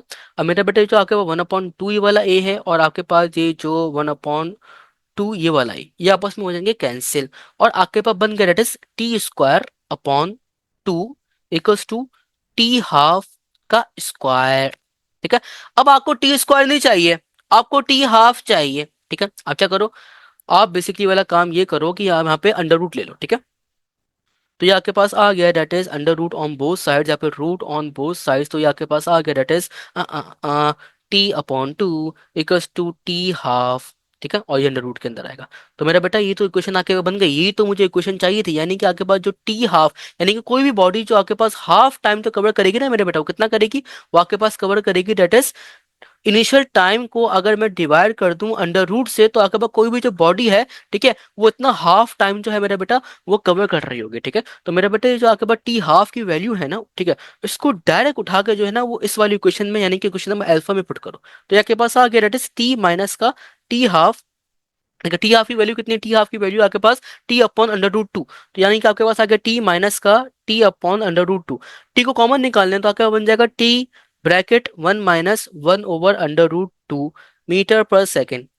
यानी कि जो दूसरे टाइम में, दूसरे हाफ में आपके पास जो बॉडी कितना टाइम लेगी सी पॉइंट से बी पॉइंट तक जाने के लिए, वो इतना टाइम लेगी। ठीक है, तो बस ये रहा आपके पास, कहाँ गया आंसर, कहाँ गया, ये रहा, that is option number C. Okay, खैर, क्वेश्चन नंबर 8 में बेसिकली आपको क्या कह रहा है, अच्छा आधा क्वेश्चन ऊपर है माशाल्लाह। क्वेश्चन नंबर 8 में बेसिकली कह रहा है कि the maximum range of a gun is 16 kilometre, the muzzle velocity या फिर the gun velocity of the shell is कितनी होगी। अब मेरा बेटा आपके पास रेंज का फॉर्मूला, रेंज का जिक्र आ गया तो रेंज का फॉर्मूला लगाना ही लगाना है। तो यह हो गया आपके पास, that is R equals to V not square sine square theta upon, sorry sorry, sine two theta upon G. ठीक है, यही होता है। अब मेरा बेटा आपके पास जो रेंज है ना वो मैक्सिमम है। सर आपको कैसे पता, यही रेंज मैक्सिमम है। अब मेरा बेटा जब भी आपके पास रेंज मैक्सिमम हो जाएगी ना, फॉर मैक्सिमम रेंज, अब आपके पास जब भी मेरा बेटा जो रेंज है वो मैक्सिमम हो जाएगी, तो आपके पास कुछ ये फॉर्मूला नजर आएगा, that is R max equals to V not square upon G. ठीक है, अब आर मैक्स की वैल्यू 16 किलोमीटर है, जी की वैल्यू 10 ही लेंगे, तो यानी कि आपके पास बन गया 16 multiply by 10 equals to V not square. अब मेरा बेटा कोई ना 16 को 10 से मल्टीप्लाई करके उसका स्क्वायर रूट ना ले ले, ठीक है, वरना क्वेश्चन गलत हो जाएगा। क्यों, क्योंकि मेरा बेटा 16 की जो वैल्यू गिवन की हुई है ना उसने किलोमीटर में गिवन की हुई है, और जो जी की वैल्यू हम यूज कर रहे हैं ना वो मीटर में कर रहे हैं, तो यूनिट सेम नहीं है, तो यूनिट सेम करने हैं। अब आपके पास क्या सिनेरियो होता है, आपके पास सिनेरियो ये होता है, दैट इज 1 किलोमीटर में आपके पास जो है वो 1000 मीटर होते हैं। ठीक है, ये सबको पता है। अब आपके पास जो है वो 16 किलोमीटर में कितने मीटर होंगे, तो आपके पास आ गया 16 kilometre equals to 16 multiply by 1000 metre. तो जहां पे आपको 16 नजर आ रहा है, वो क्या करो, वहां पे आप जो है वो 16 मल्टीप्लाई बाय 1000 पुट कर लो, तो ये आ गया आपके पास 16 multiply by 1000 multiply by 10 equals to V not square. अब 1000 जो है वो आपका बराबर होगा 10 की पावर क्यूब के, तो 16 मल्टीप्लाई बाय 10 की power cube multiply by 10 equals to V not square. ठीक है, अब बेसिस सेम पावर एड्स, तो ये आपके पास बन गया V not square equals to 16 multiply by 10 की power 4 root on both sides, तो ये आपके पास आ गया V nought equals to 4 multiply by 10 की पावर 2। मेरा बेटा 10 की पावर 2 जो है वो आपके पास बराबर होगा दैट इज 100 के, तो यानी कि 400 मीटर पर सेकंड इसका राइट आंसर है। ये रहा क्वेश्चन नंबर सी। ठीक है, now question number 9। Question number 9 में बेसिकली आपको वाली बात कही जा रही है कि a body starts from rest and moves with uniform acceleration. If its velocity after n second is v, then its displacement in the last 2 seconds is। अब मेरा बेटा ये कहीं पे भी आपको ये लास्ट 2 सेकेंड, लास्ट 5 सेकेंड और लास्ट बला बला सेकेंड नजर आ जाए ना, तो उसका मतलब ये है कि आपने जो है माइनस करना है। ठीक है, आपने किसको किसके साथ माइनस करना है, आपने जो माइनस करना है ना बेटा, यहाँ पे लिखा हुआ है ना लास्ट 2 सेकेंड, इसका मतलब ये है कि आपने एस को माइनस करना है, दैट इज S2 से, एज सिंपल एज दैट।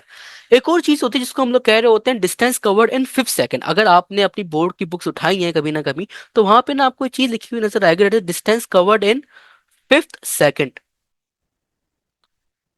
ऐसा मतलब कि कोई भी डिस्टेंस कवर हो रहा है, और उस डिस्टेंस के ऊपर जो पावर आ रही होगी ना मेरा बेटा, वो आपके पास आ रही होगी TH। तो उसका डिस्टेंस कैसे निकालते हैं, उसका डिस्टेंस निकालने के लिए आपके पास शॉर्ट ट्रिक है, that is SN equals to U plus A upon 2 bracket 2n-1। इस n की जगह पे बेसिकली वो टाइम पुट कर लेते हैं। ठीक है, जैसे 5th सेकंड की बात हो रही है, तो n की जगह पे 5 पुट कर लूंगा, तो मेरे पास 5वें सेकंड का डिस्टेंस आ जाएगा। ठीक है, इस तरीके से हम लोग कहानी करते हैं। लेट्स खैर, अब आपके पास क्या है, a body start from rest and moves with uniform acceleration if its velocity after n second is v, then its displacement in the last 2 second, यानी कि s माइनस S2 की जो वैल्यू है वो बेसिकली आपने मालूम करते हैं। ठीक है, अब आपने s मालूम करना है। अब s के लिए आप क्या मालूम करोगे, तो बेसिकली आप आपके पास फॉर्मूला है, that is s equals to VIT plus का हाफ AT स्क्वायर, ये होता है। अब आपके पास जो बॉडी है मेरा बेटा वो स्टार्ट हो रही है फ्रॉम रेस्ट से, तो यानी कि पूरा का पूरा जीरो हो जाएगा, तो ये आ गया आपके पास, that is s equals to half AT square. ठीक है, अब आपके पास जो मेरा बेटा ई ए है ना, ए का फॉर्मूला कभी ना कभी आपने पढ़ा होगा, that is A equals to change in velocity over change in time. ठीक है, अब बस कुछ नहीं करो, चेंज इन वेलोसिटी की जगह पे आप ये पुट कर लो, that is change in velocity over change in time equals to V2 minus V1 upon T2 minus T1। अब मेरा बेटा हम जो एक्सपेरिमेंट परफॉर्म करते हैं ना, उसका जो T1 होता है ना, T1, हम जो एक्सपेरिमेंट परफॉर्म करते हैं उसके अंदर जो T1 होता है ना वो जीरो ही होता है। ठीक है। और ये जो मेरा बेटा v1 है ना, v1, ये v1 इनिशियल वेलोसिटी को रिप्रेजेंट कर रहा है। अब आपके पास जो बॉडी है वो स्टार्ट हुई है फ्रॉम रेस्ट, इसका मतलब है कि इसकी जो इनिशियल वेलोसिटी है मेरा बेटा वो भी क्या है, वो भी है आपके पास जीरो। तो ये आपके पास आ गया that is S equals to 1/2 v2 upon t2 multiply by T का स्क्वायर। अभी v2 t2 ना अजीब सा लग रहा है, ठीक है। तो उसको मैं क्या करूँ, v2 की जो मेरे पास जो वेलोसिटी है मेरा बेटा वो कितनी गिवन की हुई है, वो गिवन की हुई है n, और t2 जो मुझे गिवन किया हुआ है ना मेरा बेटा वो 20 सेकंड की फॉर्म में जो है मेरा बेटा गिवन किया हुआ है। इट्स वेलोसिटी आफ्टर, अच्छा सॉरी सॉरी सॉरी, टाइम मुझे जो है वो n की फॉर्म में गिवन किया हुआ है, और मेरे पास जो वेलोसिटी है वो v की फॉर्म में गिवन की हुई है, ठीक है। तो यहाँ के पास आ गया that is s equals to 1/2 v2 की वैल्यू मेरा बेटा जो चलेगी वो क्या चलेगी, वो चलेगी आपके पास v, तो यानी कि v upon N square multiply by N square, ठीक है। कोई t की जगह पे मेरा, ओ सॉरी सॉरी सॉरी, इधर मेरे पास जो आएगा वो आएगा सिर्फ और सिर्फ खाली t, सही लिखा है। खैर t2 है मेरा बेटा नीचे, ठीक है। खैर अब ये जो मेरा बेटा एन स्क्वायर है मैंने गलती से लिख दिया, ये आ गया मेरा बेटा आपके पास s की वैल्यू। अब आपको चाहिए मेरा बेटा s2 की वैल्यू, तो s2 की वैल्यू मालूम कर लेंगे, बट कैसे मालूम करेंगे सर, वही वही formula that is s equals to V I T plus का हाफ ई टी स्क्वायर, यानी कि क्या बन गया that is half A T square. अब आपने जो है वो डिस्टेंस कवर करना है 2 सेकंड। अब मुझे नहीं पता कि मेरे पास जो बॉडी है वो कितना डिस्टेंस कवर कर रही है होल जो प्रोसीजर के अंदर। तो मैं वाली बात एज्यूम कर लेता हूँ कि मेरे पास जो बॉडी है वो पूरा का पूरा जो डिस्टेंस कवर कर रही है ना वो n सेकंड के अंदर कर रही है। मिसाल के तौर पे मेरे पास एक ये पॉइंट है ए, और मेरे पास एक ये पॉइंट है बी। अब मेरे पास जो बॉडी है वो ए पॉइंट से जा रही है और बी पॉइंट की तरफ जा रही है, ठीक है। अब इसको कितना टाइम लग रहा है मुझे नहीं पता, जब भी उसने जो है वो आपको n की वैल्यू गिवन की हुई है। अब मैं आपसे पूछूं कि मुझे बताओ कि आपके पास जो है लास्ट 2 सेकंड पहले जो है बॉडी कहाँ पे थी, मुझे नहीं पता कि बॉडी कहाँ पे थी। जब भी मैंने लिख दिया यहाँ पे दैट इज n-2, ठीक है। तो अब मैं क्या करूंगा, मैं T2 के लिए यानी कि S2 के लिए यहाँ पे T की जगह पे n-2 पुट करूंगा, क्योंकि मुझे नहीं पता कि मेरे पास जो बॉडी है वो कहाँ पर है, जब भी उसने हमें n की वैल्यू यहाँ पे गिवन की हुई है। जब भी यहाँ के पास आ गया 1/2 ए की जगह पे वही मंजन अपना that is 1/2 v upon N multiply by T2, sorry ये स्क्वायर है यहाँ पे, ओके। सो T2 अब जो होगा मेरे पास बनेगा n-2 का स्क्वायर। अब ये आपके पास S2 आ गया ना मेरा बेटा, अब आपके पास S भी आ गया मेरा बेटा, कुछ नहीं करो, S और S2 आ गया, उसको उठा के इसके अंदर पुट कर लो, तो ये आपके पास आ जाएगा दैट इज S-S2। और मेरा बेटा S की जो वैल्यू है वो गिवन की हुई है that is 1/2 v upon N multiply by N square, और उसने जो आपको माइनस हो रहा है ये इससे S2 से, ठीक है। S2 की वैल्यू गिवन की हुई है that is 1/2 v upon n, और ये आ रहा है मल्टीप्लाई बाय n-2 का स्क्वायर, ठीक है। अब मेरा बेटा जो 1/2 n है ना, ये वाला जो 1/2 v n और ये वाला जो 1/2 v n है, इसको यहाँ से कॉमन निकाल दो, तो ये आपके पास बन जाएगा that is 1/2 v upon n bracket n square minus का मल्टीप्लाई बाय, ओके नहीं हाँ सॉरी माइनस वो मल्टीप्लाई हो रहा है एन मल्टीप्लाई नहीं होगा, ठीक है, वाली बात याद रखना। माइनस का बेटा मेरा बेटा ये माइनस मल्टीप्लाई हो रहा है एन मल्टीप्लाई नहीं हो रहा है, ठीक है। n-2 का होल स्क्वायर। अब मेरा बेटा आपने कभी ना बचपन के अंदर जो है a-b का स्क्वायर पढ़ लिया होगा, ठीक है। तो बस मेरा बेटा वही यहाँ पे पुट करना है। तो ये आ गया आपके पास 1/2 v upon n bracket n square minus, फिर ब्रैकेट एन स्क्वायर मेरा बेटा एन स्क्वायर होता है। बेटा यहाँ पे जो है ना मैं यहाँ पे a-b का स्क्वायर पुट कर रहा हूँ, ठीक है। तो ए स्क्वायर माइनस का 2a माइनस 2 है, आपके पास जो a है वो n है, b आपके पास 2 है, जो आपके पास आ गया डेट इज माइनस का 4n, ठीक है, प्लस का 4। कुछ भी नहीं कह रहा है, मैंने n-2 का जो स्क्वायर था वहां पे a-b का होल स्क्वायर लगाया, ठीक है। अब क्या करो, ये जो मेरा बेटा जो माइनस है ना इसको इंडिविजुअली अंदर मल्टीप्लाई कर दो, तो आपके पास आ जाएगा that is 1/2 v upon n, ठीक है, ब्रैकेट एन स्क्वायर माइनस का n square minus minus plus का 4n और माइनस माइनस प्लस माइनस का 4, ठीक है। अब मेरा बेटा ये जो आपके पास प्लस का एन स्क्वायर और जो आपके पास माइनस का एन स्क्वायर है ये आपस में कट जाएंगे, और ये आपके पास कुछ इस तरीके से बनता हुआ आपको नजर आ रहा होगा, that is 1/2 v upon n और 4n-4। मेरे बेटा मैं आपको वाली बात बता दूं, जितना आपको ये वाला क्वेश्चन मसला कर रहा है ना उतना ही अच्छा है आपके लिए, ठीक है, क्योंकि यही क्वेश्चन होते हैं जो एप्टीट्यूड में मार्किंग ले आते हैं, ठीक है। तो अगर आप तक वीडियो में अभी तक मेरे साथ बने हुए हो ना, अगर आपको कुछ समझ नहीं आ रहा तो आप वीडियो को रिवाइंड करके देखते रहो देखते रहो देखते रहो, क्योंकि आसान क्वेश्चन हर कोई सॉल्व कर लेता है, ये क्वेश्चन हर कोई सॉल्व नहीं कर पाएगा, ये क्वेश्चन हर कोई छोड़ देगा, बोलेगा यार मैं नहीं कर रहा, एक नंबर का तो है मैं आगे बढ़ूंगा। लेकिन यही जो क्वेश्चन होते हैं ये रैंक डिसाइड करते हैं आपकी, ठीक है। So it is depend upon you कि आप क्या चाहते हो, ठीक है। सो 1/2 v/n 4n माइनस का 4। अब यहां से मेरा बेटा जो आपके पास जो 4 है उसको कॉमन निकाल दो, तो ये आपके पास बन जाएगा डेट इज 1/2 v/n 2n-1, ठीक है। सॉरी सॉरी, ये 4 आएगा, ठीक है, 4, क्योंकि मैंने जो है अंदर से 4 को कॉमन निकाला है। तो अभी तो नींद आ रही है, ठीक है, तो अपने मुंह पे पानी मारो, ठीक है, और जाओ, ठीक है। थोड़ा सा 5-10 मिनट का जो है आंखें बंद कर लो, उसके बाद दोबारा आओ, रिवाइंड करके देखो, रिवाइंड करके देखो, और साथ साथ प्रैक्टिस करते रहो, साथ साथ प्रैक्टिस करते रहो। जो आपको लगता है कि नहीं यार मुझे ये ऐसा करना चाहिए था, इस सर दूसरे मेथड से करवा रहे हैं, वो आप खुद करके देखो, ठीक है, और उसके बाद इसको सॉल्व करो, ठीक है। सो या बेस्ट ऑफ लक। तो यहाँ से बेटा बेटा आ जाएगा 2 1 2 और ये 2 2 4 हो जाएगा, और आगे बन जाएगा that is 2v/n bracket n minus का 1। ये रहा इसका राइट आंसर। हो, ये रहा 2v/n-1/n, यानी कि इसको n को अगर वो नीचे भी फेंक दोगे तो आपके पास बन जाएगा रेस्ट 2v ब्रैकेट n-1/n, ठीक है। तो बस वही वहां पे लिखा हुआ है, रेस्ट ऑप्शन नंबर ए। Now last question, question number 10। Question number 10 basically ये है कि body release from a top top of a tower. Body release यानी कि body drop, initial velocity 0 from a top of a tower of height h takes time t reach the ground at time t half its height from the ground was। अब मेरा बेटा जो है scenario क्या, अगर ऊपर वाला क्वेश्चन था कहाँ गया हाँ, अगर आपने ये क्वेश्चन मेरा बेटा समझ में आया, नहीं समझ में आया, रिवाइंड करो, ठीक है, फिर देखो। अगर आपको ये वाली बात समझ में आई है, नहीं समझ में आई, रिवाइंड करो। अगर आपको अभी भी समझ नहीं आया ना तो दोबारा सुन लो। देखो मेरा बेटा, आपके पास सिनेरियो क्या है कि आपके पास ना यहाँ पे मैं खड़ा हूँ, यानी कि मुइज, ठीक है। मेरे हाथ में मेरा बेटा बॉल है, ठीक है। अब मेरे हाथ में जो बॉल है उसको मैं क्या कर रहा हूँ, उसको मैं ड्रॉप कर रहा हूँ, तो मेरा बॉल मेरा बेटा नीचे आएगी, नीचे आएगी, नीचे आएगी, नीचे आएगी। कितना नीचे आएगी? उतना नीचे आएगी जितना इस टावर की हाइट है, ठीक है। अब क्या हो रहा है, वो आपसे पूछ रहा है कि भाई मेरे पास जो बॉल जो नीचे आ रही है मिसाल के तौर पे वो टी टाइम में आ रही है, मुझे बताओ कि हाफ टाइम में मेरे पास जो बॉल होगी वो किधर होगी। हाफ टाइम में मेरे पास जो बॉल है वो किधर होगी, दोबारा सुनो, हाफ टाइम में मेरे पास जो बॉल है वो किधर होगी। यानी कि ये जो पूरी की पूरी हाइट है वो मेरे पास एच है, और ये वाली जो टाइम होगा ना मेरे पास, मिसाल के तौर पर ये टाइम है मेरे पास टी हाफ, ठीक है। अब मैं क्या करूं, मैं इस पूरी हाइट में से, ठीक है, इस ये वाली हाइट को अगर मैं माइनस कर लूंगा, इस पूरी हाइट में से अगर ये वाली हाइट को मैं माइनस कर लूंगा तो मेरा बॉल जो होगी मेरा बेटा वो इस नीले कलर के ऊपर होगी, ठीक है। इस पूरी हाइट में से अगर मैं ये नीचे वाली हाइट को, जो छोटी सी हाइट है, वो माइनस कर लूंगा तो मेरे पास जो बॉल जो होगी वो इस नीले कलर पे होगी। तो मैं लिख देता हूँ बॉल यहाँ। जिस तरीके, अब आपको क्वेश्चन समझ में आ रहा होगा, ठीक है। अब हमें पूरी हाइट में से इस नीचे वाली हाइट को माइनस करना है, तो पीले वाली हाइट आ जाएगी, पीले कलर के जो एरिया है उसकी हाइट आ जाएगी, यानी कि एच माइनस एच हाफ, ये करना है, ठीक है।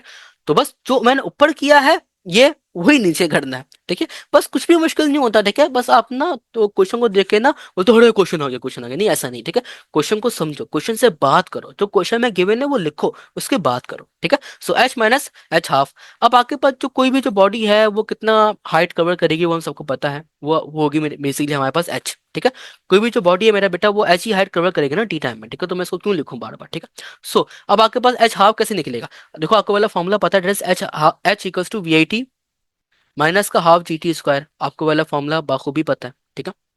अब आप क्या करो, यहाँ पे आपके पास जो बॉल है वो नीचे आ रही है, ठीक है। तो यानी कि एच के साथ माइनस लगाओ, माइनस क्यों लगा रहे हो, क्योंकि बॉल नीचे आ रही है, और इनिशियल वेलोसिटी आपके पास क्या है मेरा बेटा, वो है 0। तो ये आपके पास आ गया, दैट इज माइनस का एच इक्वल्स टू माइनस का हाफ जी टी स्क्वायर, ठीक है, यही आएगा। अब आपके पास जो टाइम है ना उसकी वैल्यू उसने गिवन की हुई है, वो कितनी गिवन की हुई है मेरा बेटा, वो रही है। उसने जो गिवन की हुई है टाइम की वैल्यू वो है टी हाफ, यानी कि 1/2 की वैल्यू उसने आपको गिवन की हुई है। तो ये आपके पास आ जाएगा, माइनस माइनस मर जाएंगे और आ जाएगा 1/2 G multiply by T upon two का स्क्वायर, ठीक है मेरा बेटा, ये आ जाएगा। अब आपके पास जो स्क्वायर है वो टी के ऊपर भी अप्लाई होगा, आपके पास जो स्क्वायर है वो टू के ऊपर भी अप्लाई होगा, तो आपके पास आ गया H equals to 1/2 G T square multiply by 1/4। Okay मेरा बेटा, अब सिलसिला सुनो क्या, H equals to V I T minus का हाफ जी टी स्क्वायर, ठीक है। बॉल नीचे आ रही है मेरा बेटा, तो यहाँ माइनस लगाएंगे, माइनस माइनस कट जाएगा, इनिशियल वेलोसिटी आपके पास 0 है, ठीक है। तो आपके पास आ गया H equals to half G T square, ठीक है। अब आपके पास सिनेरियो क्या है, ये क्या है, ये बेसिकली आपके पास वो बॉल का पूरा डिस्टेंस है जो बॉल कवर कर रही है टाइम टी तक, और ये H equal to half G two square multiply 1/4 क्या है? ये बेसिकली आपके पास बॉल का वो डिस्टेंस है जब बॉल कवर कर रही है at a height of, sorry, at a time of half.